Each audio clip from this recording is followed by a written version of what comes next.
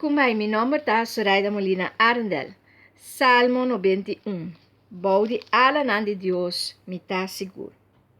Abo que biba baudi amparo de Altíssimo, tá hospedada em sombra de Deus omnipotente. Bisa, Senhor, mi refugio, mi forte. Mi Deus, den quem me tapone, mi confiança. Pa sombra eta librabo for de cui de monchado. Eta tenebu leu for de pester fatal. Lo cobribo com sua ala, baudi não bota seguro. Sua fieldade lo tapava escudo, harnás. Bontim mester de ter medo de perigo de a noite, ni de nenhum flecha que por bula de dia, ni de pester que te rondia de hora de tiniebla, ou de plaga mortal que te cuebo merdia. Ni mais que 1000 gente cai banda dibo e 10.000 na bomandrechi, nada lo no cuevo.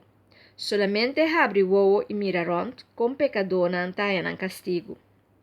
Como vai chamar Senhor mi refugio e vai esconder cerca de Deus Altíssimo, nenhum desgraça lo no chega cerca bo, nenhum plaga no chega na botente.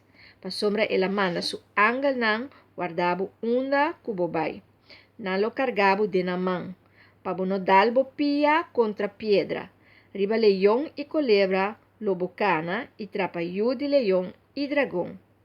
Si etene nami, lo mi salve, lo mi alce, si eti respet pa mi nombre.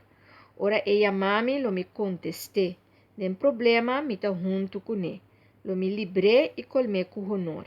Mi ta pone disfrutar de vida largo, e lo lagué contemplar mi salvación.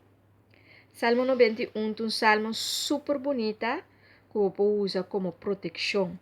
É salmo em qual você medita que Deus tem e você cai de sua ala para sempre e você por tomar acolhida e por cobrir e proteger.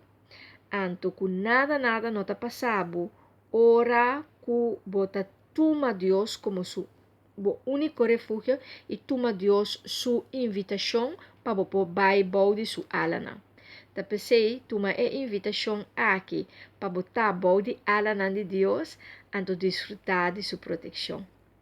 Deus bendicionavo and have fun with the journey.